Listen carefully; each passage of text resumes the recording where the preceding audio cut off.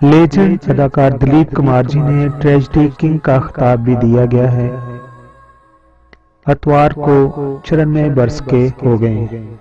इतवार से मुराद 11 दिसंबर 2016 है। दिलीप कुमार का असल नाम यूसुफ खान है और उन्हें बॉलीवुड का सबसे बेहतरीन अदाकार भी माना जाता है। अपने 60 साल अदाकारी के कैरियर के दौरान उन्होंने 60 से ज्यादा फिल्मों में काम किया, जिनमें मुगल-ए-आजम, अंदाज, क्रांति, ज्वार भाटा और दीगर लाजवाब फिल्में बेमिसाल कामयाबी हासिल कर चुकी थीं। यूसुफ खान पेशावर के इलाके किस्सा ख्वानी में 11 दिसंबर 1922 को पैदा हुए। उनके वालिद लाला गुलाम सरवर फलों के एक ताजर थे, जिनके पेशावर और नासिक के करीब फलों के बागात थे। दिलीप कुमार ने नासिक के करीब बिजनेस स्कूल में इब्तदाई तालीम हासिल की और इनका खानदान 1930 की दहाई में बम्बई मुंतकिल हो गया। 1940 को घर छोड़कर पूना चले गए दिलीप कुमार और वहां एक कैंटीन खोल ली और खुश्क मेवाजात सप्लाई करने लगे।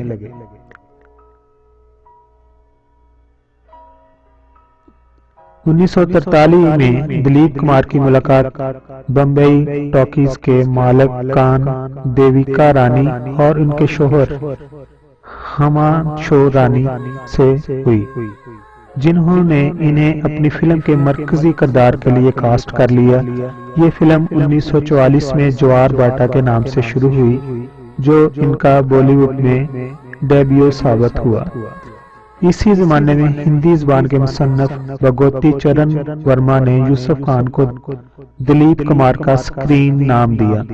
अगरचे ज्वार भाटा ज्यादा कामयाब नहीं हो सकी, ताहम 1947 में इनकी नूरजहां के साथ, नूरजहां जो पाकिस्तानी सिंगर थी, उनके साथ फिल्म जुगनू को कैरियर की पहली बड़ी हिट साबित हुई,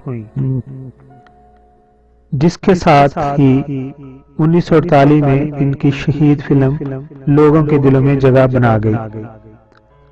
1949 में राज कपूर और नरगिस के साथ प्यार की तकौन पर मुश्तमिल क्लासिक फिल्म अंदाज ने दिलीप कुमार को सुपरस्टार बना दिया, मगर इन्हें ट्रेजेडी किंग का खिताब 1950 की दहाई में यके बाद दीगरे आने वाली फिल्में जोगन, दीदार, दाग, देवदास, यहूदी और मद्दोमती की बेमिसाल कामयाबी की सूरत में मिला। 1952 में दिलीप कुमार ने अपने ट्रेजेडी किंग के तस्वर को खत्म करने के लिए हल्के फुल्के किरदार अदा किए, जैसे आन जो फिल्म थी, और इसी तरह आजाद, नया दौर, कोहे-नूर समेत दूसरी फिल्मों में उन्होंने अलमिया अदाकारी के साथ साथ हल्की फुल्की अदाकारी के मैदान में बरतर तस्लीम करवाया।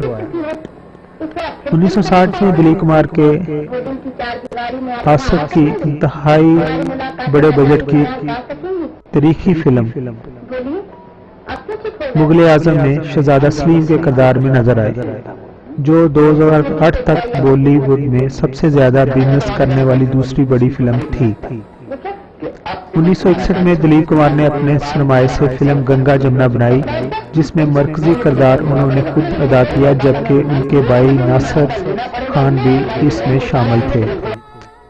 उनकी अगली फिल्म लीडर 1964 में बॉक्स ऑफिस पर कमाल नहीं दिखा सकी, ताहम इसके बाद वो डबल रोल वाली फिल्म राम और श्याम में नजर आए, जो कि सुपर हिट साबित हुई। दिलीप कुमार का रोमानवी तलक उस दौर की खूबसूरत तरीन अदाकारा मधुबाला से भी रहा। इन दोनों की मुलाकात फिल्म तराना के सेट्स पर हुई और बाद में उन्होंने संग दिल, अमर और मुगल-ए-आजम में इकट्ठे काम किया है। ये माना जाता है कि इन दोनों उन दोनों का तल्लक 9 साल तक बरकरार रहा और उनकी मंगनी भी हो गई। ताहम मधुबाला के वालिद अताउल्ला खान इस जोड़े की शादी के खिलाफ थे और इसी वजह से दोनों के रास्ते अलग हो गए। 1966 में दिलीप कुमार ने 22 साल सायरा बानो से शादी की, जबकि 1980 में आसमा नामी खातून से भी इनकी शादी की खबरें सामने आईं। आसमा नामी खातून हैदराबाद की रहने वाली थी और उनकी 2 साल के बाद तलाक हो गई। 70 की दहाई में दिलीप कुमार के कैरियर को उस वक्त झटका लगा जब उनकी फिल्मों को नाकामी का मुंह देखना पड़ा। खास तौर पर ट्रिपल रोल वाली फिल्म बैराग लोगों की तवज्जो हासिल करने में बुरी तरह नाकाम साबित हुई। 1970 में वो अपनी बीवी सायरा बानो के साथ गोपी में नजर आए, मगर वो भी फ्लॉप हो गई और फिल्मों की नाकामी के बाद दिलीप कुमार ने 1976 से लेकर 1981 तक फिल्मों से दूरी इख्तियार कर ली। 5 साल के वक्फे के बाद दिलीप कुमार बॉलीवुड में बड़ी कास्ट की फिल्म क्रांति के साथ वापस आए, जो कि उस साल की सबसे बड़ी हिट फिल्म करार पड़ी। इसके बाद के बरसों में दिलीप कुमार ने डायरेक्टर सुभाष घई के साथ वदाता 1982 और कर्मा 1986 में सुपरहिट फिल्में दी। दिलीप कुमार ने मीता बच्चन के बाप का किरदार रमेश सिप्पी की फिल्म शक्ति में अदा किया, जिस पर इन्हें बेहतरीन अदाकारी पर एक फिल्म और फिल्म अवार्ड से नवाजा गया। 1991 में दिलीप कुमार ने सुभाष घई की हिट फिल्म सौदागर में दादा ठाकर का किरदार अदा किया। इस फिल्म में इनके साथ मारूफ अदाकार राजकुमार भी थे। ये इनकी सुभाष घई के साथ तीसरी और आखिरी फिल्म थी। 1988-98 में वो एक बार डबल रोड के साथ फिल्म किला में नजर आए और इसमें डबल रोल अदा किया और यही फिल्म उनकी आखिरी फिल्म थी।